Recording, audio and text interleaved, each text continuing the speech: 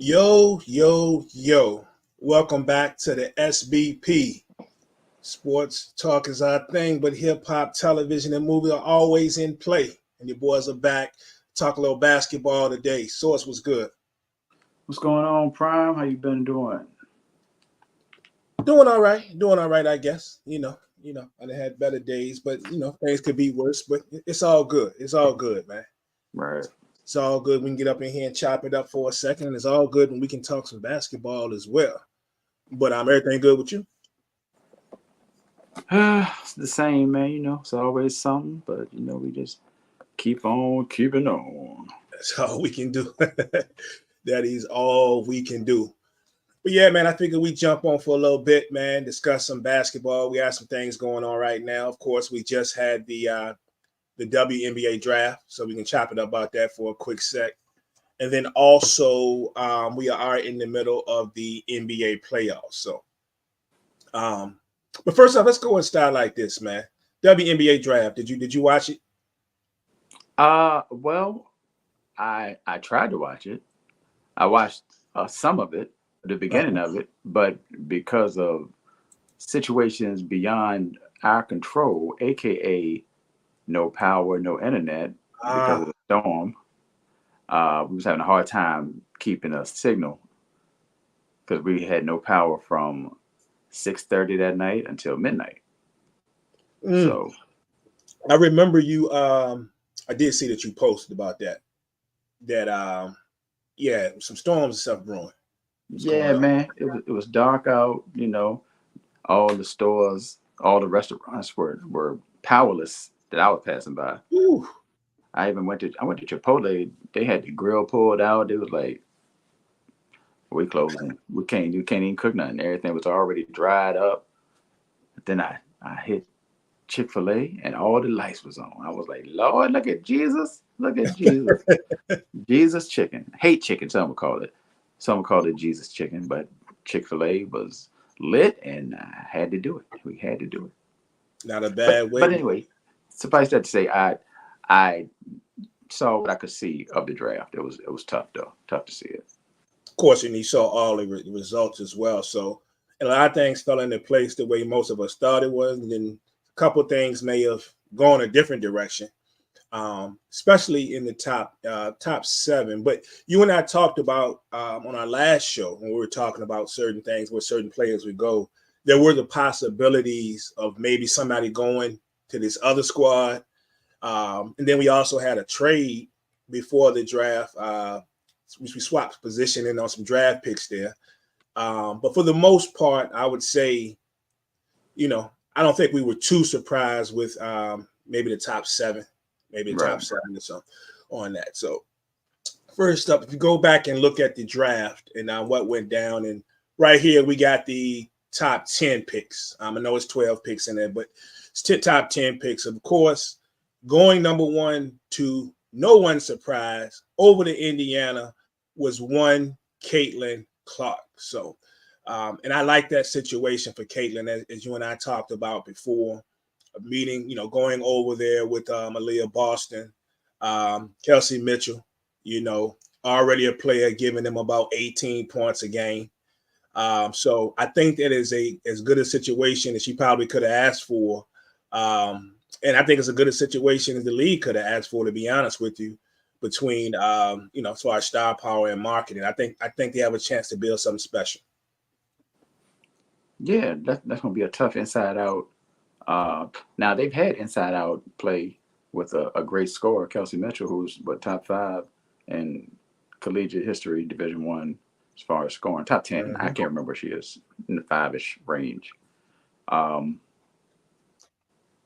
and for whatever reason, it hasn't worked out over the past few years. But with the addition of Aaliyah Boston last year, things kind of got a little better. Aaliyah ended up being the rookie of the year.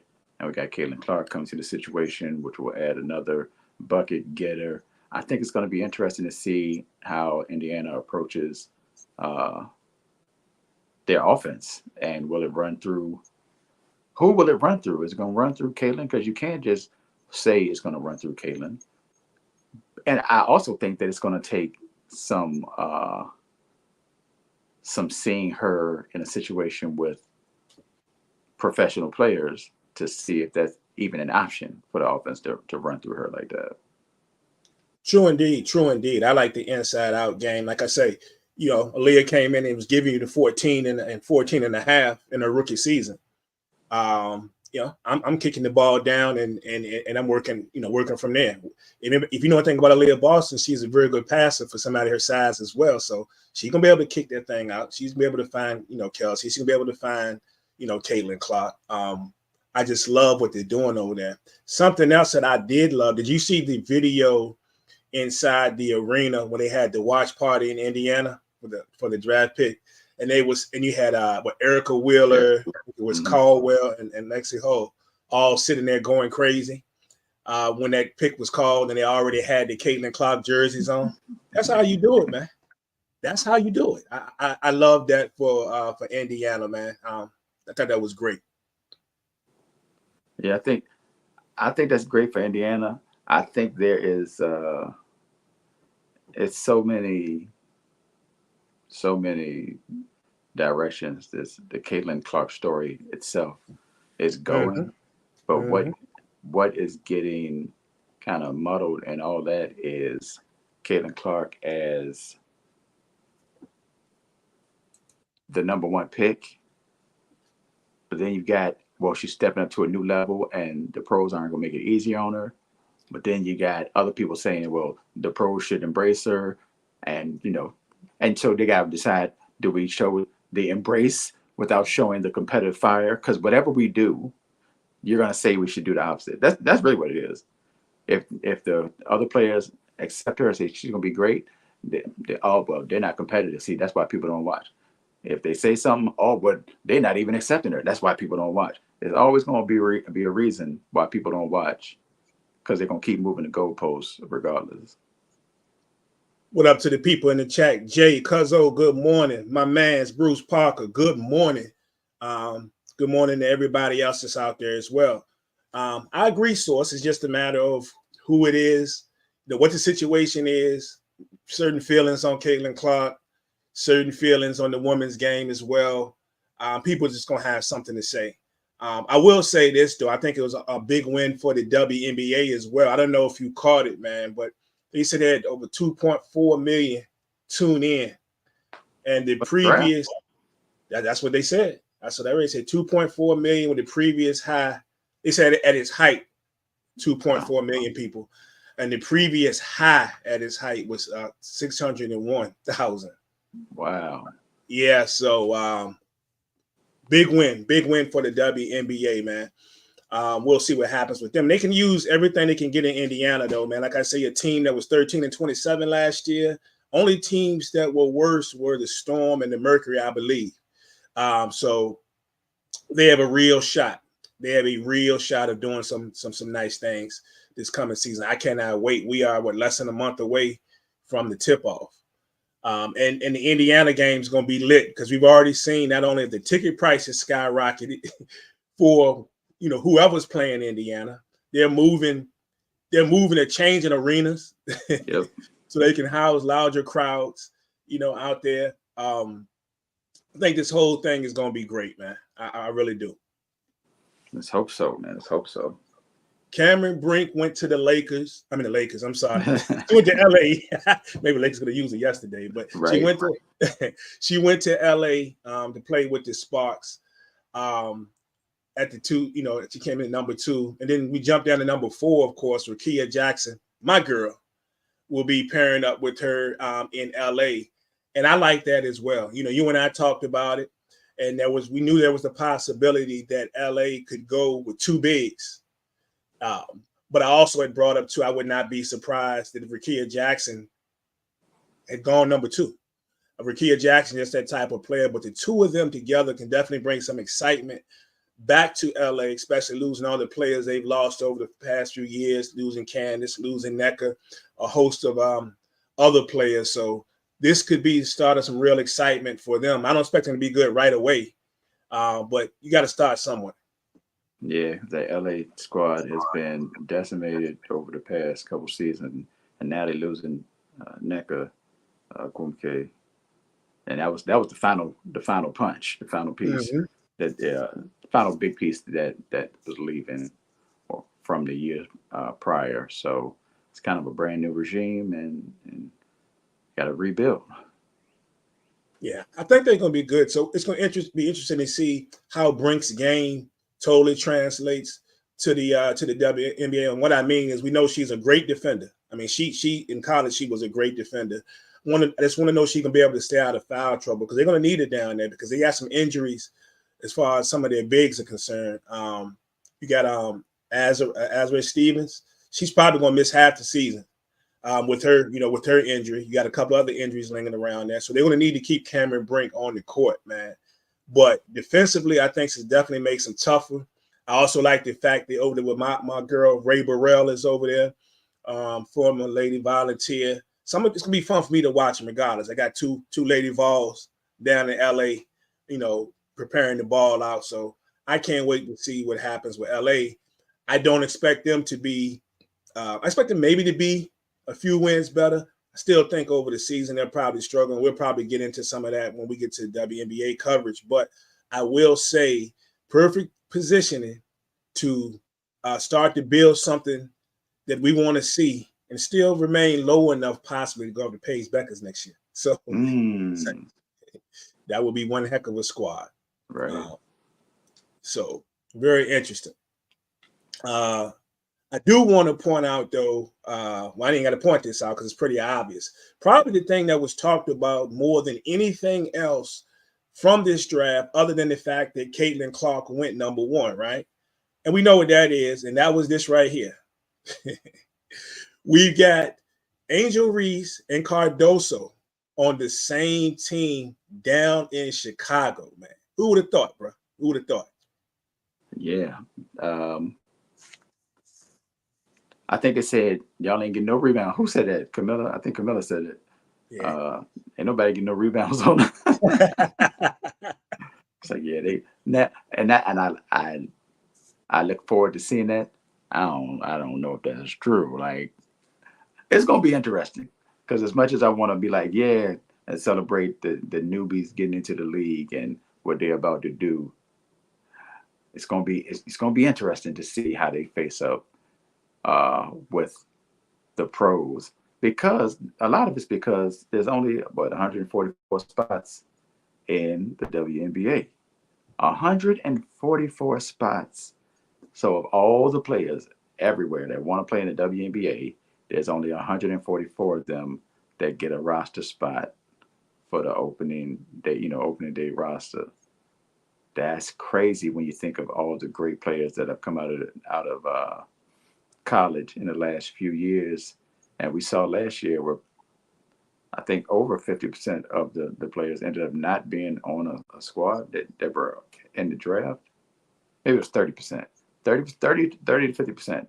Yeah, you was probably closer to that 50 that you talk about. Because we got 3 rounds, and almost none of these ladies going to be on the opening day roster. Right. And that's what people who just showed up.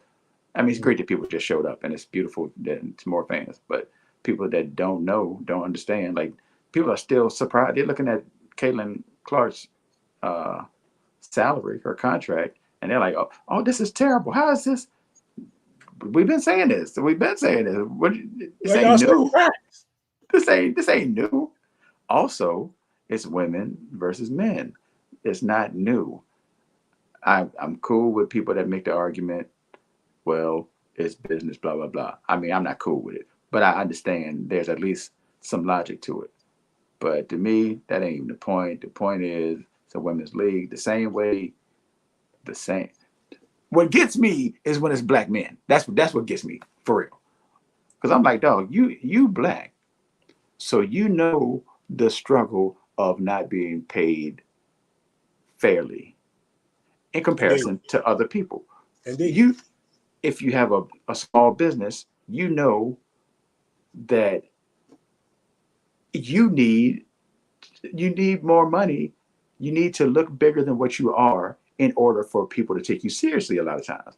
100%. Even in rap, dude. I mean, think back to like the Source dudes that didn't have a deal back in the day would show up at Jack the Rapper show up at different conferences looking like they had money to make the other people think that they had money because they were trying to get an opportunity. You gotta, especially, and we got the NBA right there. When you got the NBA right there with all the bread, I'm like, dog, get get these salaries up. It will pay in the long run. And even if it doesn't, it ain't hurting the NBA. You got enough money. You got enough money. It's okay. Bring the ladies up. Yeah, hey Bruce, these newbies something else right now, man. I've never seen so much outrage from folks who who just showed up to the party way late when the party, you know what I'm saying? The type of people that show up when the party about the end. You know what I'm saying? Like it's crazy the outrage. What? They only getting what? Where y'all been? We know where y'all been. Um, but you bring up the salaries, of course, and you know it's kind of small here, but you look at over about 4 years, Clark's deal will probably be roughly around about $338 million. I mean $1,000. Angel Reese would be about 324,000. As far as WNBA salary, once you get to it balloons in that fourth year when there's an option for the WNBA players. Of course, these people gonna make money outside of it. We see Caitlin Clark just signed an 8-figure Nike deal. So, you know, a lot of y'all worried about her taking this money over here and the big three and all this stuff. Tried to tell y'all some of these people was gonna be fine. Y'all call them dumb believing.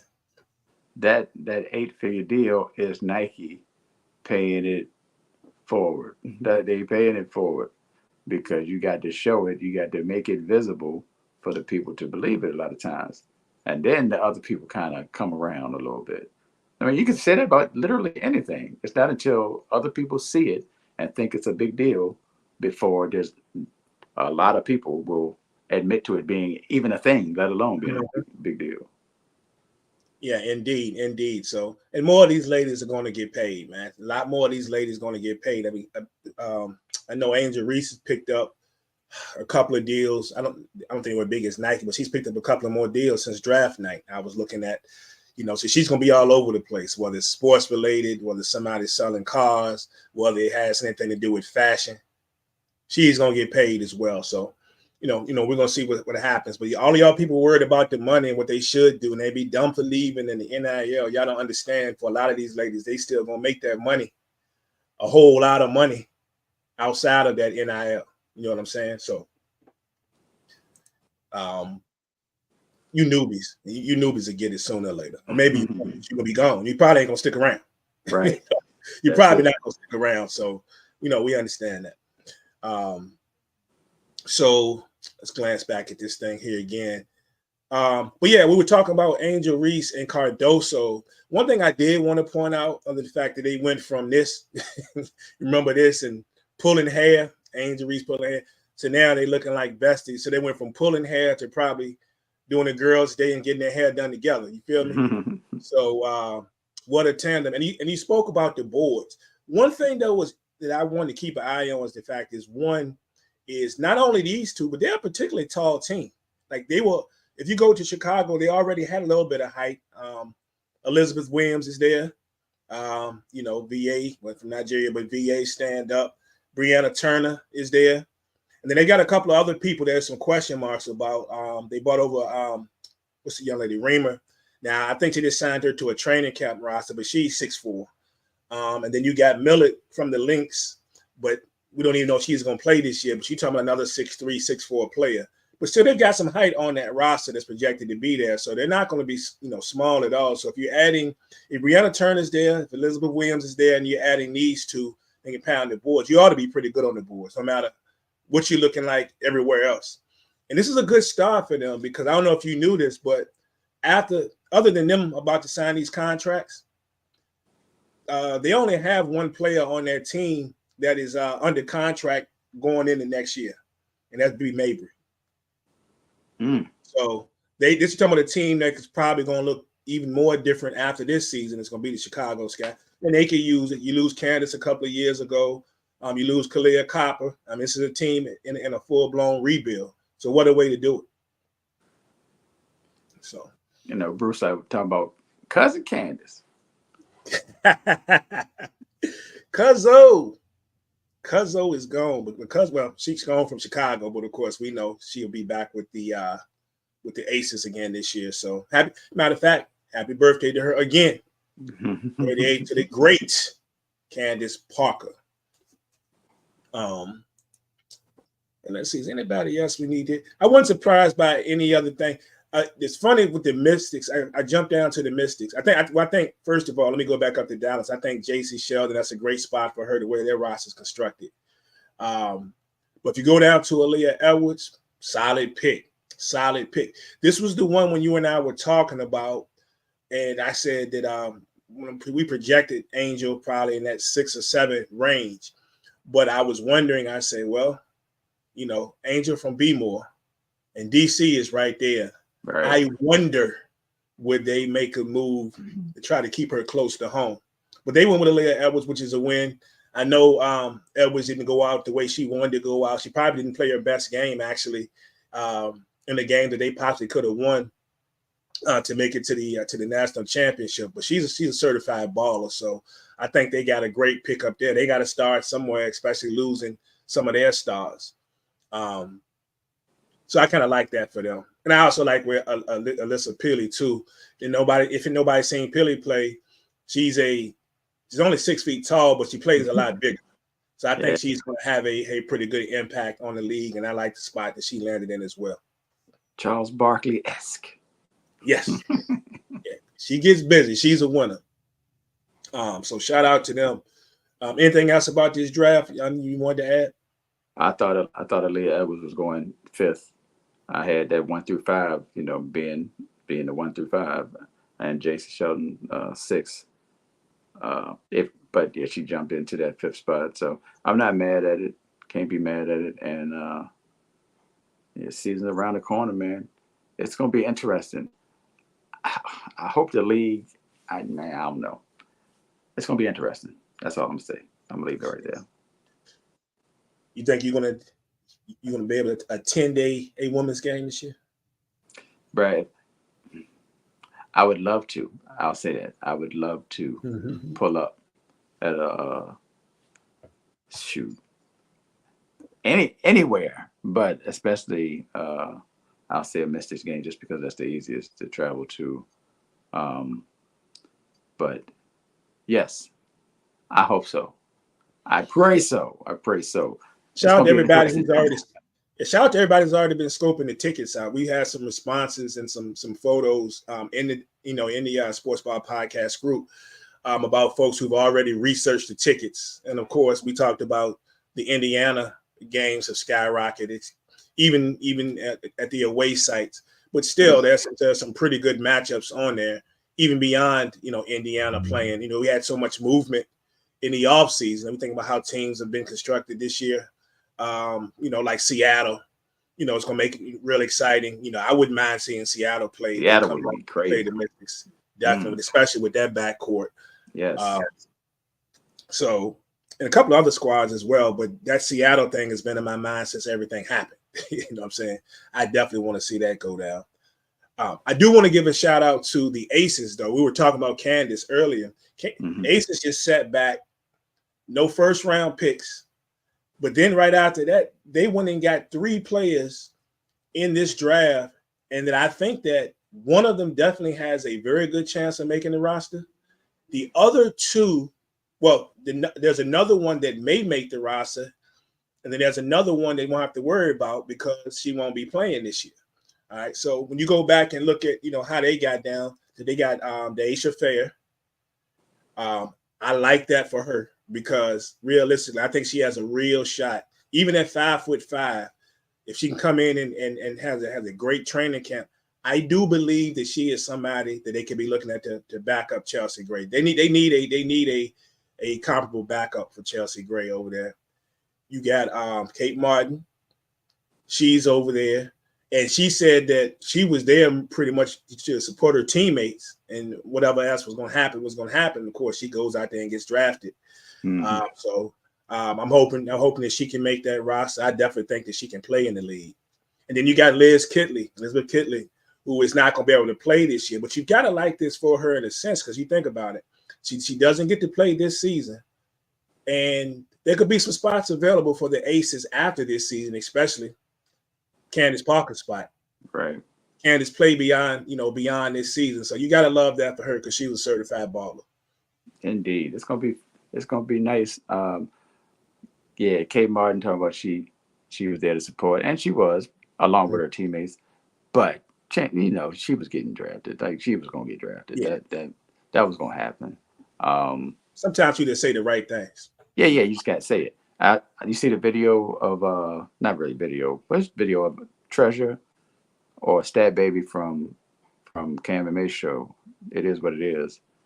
She was actually in the row in front of Kate Martin at the draft. So she said that the people from the draft, somebody from the draft came up and was like, y'all might want to switch seats, telling Kate and whoever was in the row that they might want to switch around seats. They didn't say why. And then everybody started speculating that she might get drafted. Then a few picks later, there she was getting drafted. So that was cool. Yeah, so hopefully she ends up on that roster. It's crazy to think that we're talking the women's game, as we mentioned earlier, and you got a player that got drafted 18th, and they're not, guaranteed a roster spot at all. At all. Kidley is seemingly safe. She got drafted 24. I mean, but she ain't playing.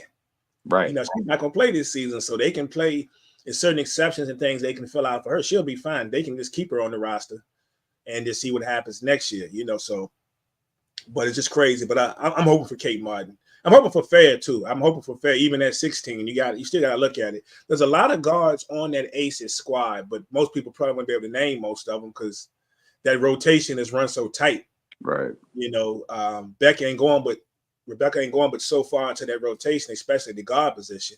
I watched so many games where Chelsea Gray would only come off the court if she was in foul trouble. I'm pretty much sure I'm gonna give you 2 minutes. You going back out there. So. And see it jump out there for 2 seconds and then be back on the bed, Sydney Colson. It's wild, but Sydney Colson used to be a starter. Oh yes, yeah. She used to be a starter. Now she's on the end of the bench. But she knows she's on the end of the bench, and she plays a role. Yeah, some people don't like her, but I like her. Me too. That's my girl. Wild with it, but I like her. So, only other thing I got on the WNBA is the fact that Kathy Engelbert, the commissioner, she did come out and she answered the questions about expansion. And we know, of course, that, they're getting something out in Golden State, but she says that they're hoping to be, in the next couple of years, they're hoping to be within up to 16 teams. Mm. And the teams that were named were, the places they were looking were Nashville, Philadelphia, Toronto, Denver, Portland, and South Florida were the teams that are the areas that are being discussed right now. Okay, knock that. Toronto. Wow, that's deep. That's deep right there. And I look at as I look at the name, I look at Philly, and I'm like, they got a rich enough tradition sports wise. Mm-hmm. You would think that they would be able to open their arms up, especially if you go to Philly. At some point in time, if you can build a competent team, and then you can have some rivalries which are not too far away, like a Philly New York thing, you get that going. I think that would be great, great for the league. And then you look at teams like Portland. Portland hadn't had an NBA team in how many years? Would they support it? I mean, I would hope they would. Denver, Denver being the team that they are now. But yeah, that Philadelphia thing looks the best to me, and I think Nashville is interesting. Yeah, I think Nashville is really interesting. I don't know why. Just because of Tennessee, because of the history of Tennessee and women's basketball in Tennessee. I think we talked about that before, actually. Something in Tennessee. So yeah, I think that would be the same way they have a team in Connecticut. I was going to say, because if you ever watch any of the Connecticut Sun games, they usually have a pretty good crowd. Yeah. I mean, they got some pretty good players on that team too, so they they do well in the win column, so people going to support if you're winning. Right. Got some very good players. Got one of the best basketball players in the WNBA on that team. Yeah. So, but yeah, that Nashville thing would be deep. I definitely think that they was definitely support, without a doubt. Yeah. On that. Let's jump to some NBA real quick before we get out of here. For everybody that's on right now, we're only going to be on through this NBA segment, not as long as we normally are, because if you are a hip hop head, Source and I are going to be back after probably 10 or 15 minutes after we end this show to talk about the 30th anniversary of Illmatic by Nas. So if you are a hip hop head, we used to do these things, just record them and put them out, but we're going to do it live. So if you want to jump in on the in the comments or whatever, feel free. But we're going to be back 10 or 15 minutes after we end this live on our Know the Ledge segment or show. Well, it's part of the SBP, and we're going to talk a little bit about Nas's iconic Illmatic album. So stick around. But let's jump to this NBA here, brother, and the playoffs. Playoffs. Have you gotten into the playoffs yet? Like I know your boys played last night, but through the play-ins and everything that went down yesterday, have you really gotten into it yet? Yeah, I'm paying attention. I won't say I'm all the way locked in, but I'm paying attention. I watched the Lakers win, and then I watched the Lakers lose last night. I know your boys got the dub. Cleveland got the dub. Cavs. Cavs won. They beat the Magic. Yeah, Cleveland got the dub. Mm-hmm. Who smacked? Oh, OKC. Mm-hmm. Yeah, and what is it? 4 games? It's 4 games a day. It's 4 games a day. We got a nice setup today, man. The one that I'm interested in all of them, but of course the one for me is the 3:30 game. You got the Mavs and the Clippers. Yeah, Mavs and Clippers out there and see if Luka can do his thing out there. By the way, speaking of that, do you have Luka as of right now as your MVP so far? 33 points per game, bro. And they won 50. They won 50 games. Like, matter of fact, in this matchup is going to be great because you got two teams that won 50 or 50 or more. It's going to be great, and it's also going to be sad that somebody with 50 plus wins is going home in the first round. Yeah, why this didn't line up right, man? This ain't nothing right about this, John. Yeah, ain't matching or something like this. This should at least, if we're not getting a championship round, it should at least be a second round. Yeah, it's kind of wild. It's kind of wild. I'm good. I'm good with Luka. I'm good with the Joker. I don't think it'll be the Joker. I'm good with Luka, and it would be a stretch for it to be SGA, I think. But if it happened to be, I wouldn't be mad at it. But yeah, Luka has dominated. Luka has dominated for a minute, and I think sometimes people start to his numbers are so crazy on a regular basis that people start to just be like, take it with a grain of salt and just, he got another triple double. He got 30, 12, and 11 again. They kind of just blow it off like it's nothing, and he'd be out here killing folks. 33 of them things per game. Mm-hmm. With Kyrie beside you. Woo-hoo. That's deep. I didn't even put that together, and I should have, but that's deep. 33 points per game with Kyrie beside you. That is crazy fine. But yeah, that series is going to be crazy. And it's going to be something to say about either one of them. If the Mavs don't win it, Luka's always putting up these numbers, but he can't go on it. Yep. LA doesn't win it. All right, look, how long y'all going to keep putting all these old players and experiments in? And, and the Clippers. Yeah, it's the Clippers, and can your boy coach, and it's going to be a mess. Here come the birds out here to start chirping. They can't wait. They can't wait. I do think it's remarkable, though, the amount of games that both Kawhi and Paul George were able to play this year. They didn't. It's not like past years. We just knew somebody was going to be gone for an extended amount of time. Mm-hmm. They both put in that work. And Paul George, I believe he's their leading scorer this year. He is a leading scorer on that squad. Why there's questions about his future next year. But so they need to put in that work. But it's a shame that somebody's gonna have to lose this one in the first round. But the birds ready to chirp. Oh yeah, people live to say something negative, and this is all the storylines are already written for the Mm-hmm. negativity right here, and somebody's got to lose. So it's Yeah. definitely gonna be a field day for some people. And it's a shame we feel like we might be getting robbed a little bit with these injuries right here at the end in this thing. You got Jimmy Butler, and they already, I mean, they facing what, Boston. So it's going to be a Problem number problem. one.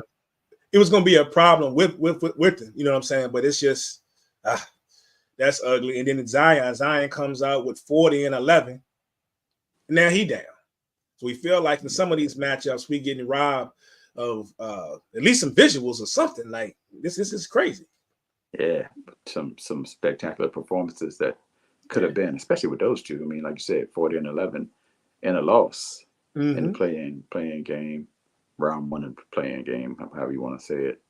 And then Jimmy Butler, playoff Jimmy already. He gonna show up, but Mm-hmm. unfortunately, might not be able to show up.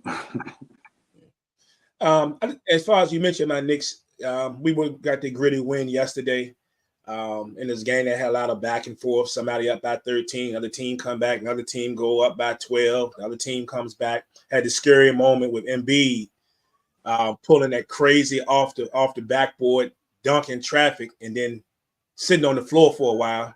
And it was like, hey, this might be it for him. Like, and I didn't want that for him. I want, if we're gonna compete, I want that man on the court. And I want no excuses if we can win it. And not even about the excuses. I don't care what nobody has to say about it.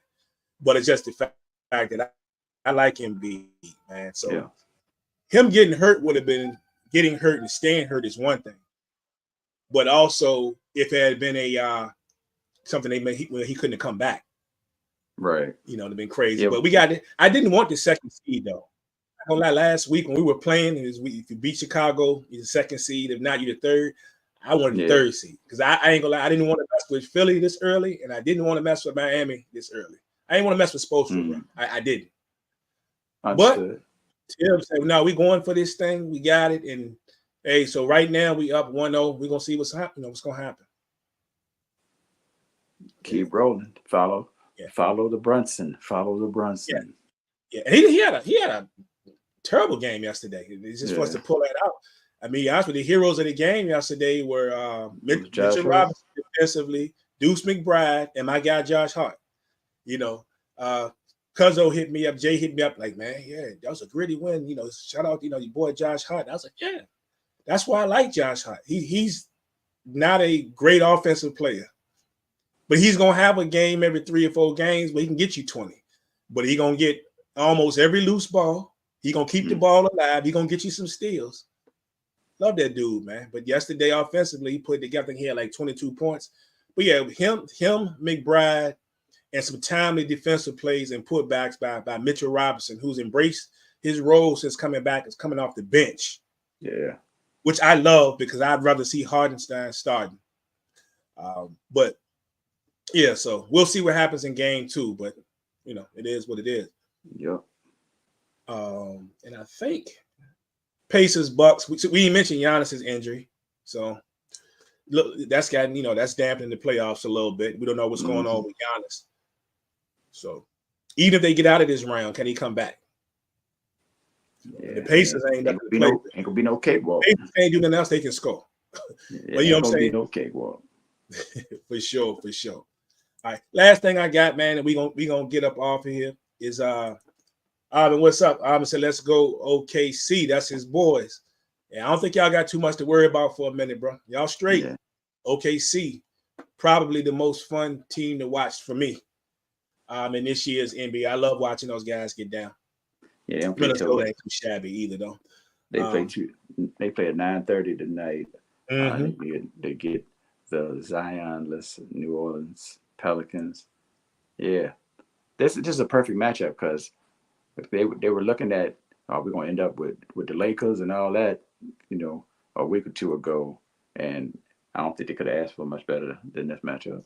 In this matchup, I totally agree. Last thing I got, man, then we're going to be out. I got a question for you. Is it time to break up Golden State, man? Is it time to break this whole thing up? It just seems like it's time to do something. over there. You know, they had the glory years. They won the titles. They won the championships. They've operated for many years over the luxury tax. And there were some comments when Dunleavy and I think ownership and them were talking, and they said that they would like to maybe try to see what it's like to live under that salary cap, that the luxury tax line. But leads me to believe that some things could happen. But do you think it's time to break them up? As they said, to everything, turn. A time to be born, a time to die. And it might be that time to let this thing go. Clay can move on, and not just because of his last game. I know a lot of people jumped on his back because of the last game, but he's had a rough time for the last couple seasons, for the most part. And I don't think anybody sees him ever getting back to being the Clay that he was previously. Even though watching Steph, you're like, it's possible. Steph been at this level the whole time, so maybe Clay can't get back. I don't think so. I don't think that's the thing. I think Clay is going to be what he's going to be. But I also think that he might end up in a better situation outside of Golden State, just for himself at this point. Draymond, go ahead. Oh, go ahead. I was just going to say, Draymond, are we at that point? We were at that point 2 years ago. So are we at that point where Golden State is ready to let it go? I know they wanted to have everybody retire.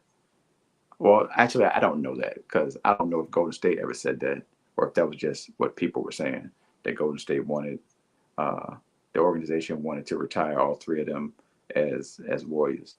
The only one you need to worry about for real is Steph Curry. Everybody else is expendable, and go from there. Yeah, the Clay thing is funny to me because I was thinking, so Clay definitely could come back if they want to try to keep it together. He's definitely going to probably need to take less money than he's going to want. Absolutely. To stay with them, especially with him talking about still filling out a couple of spots on the roster and finally getting under that luxury tax. Draymond is a question. I think the one thing that has to be done, you got to go ahead and let Chris Paul go. He's due up $30 million next year.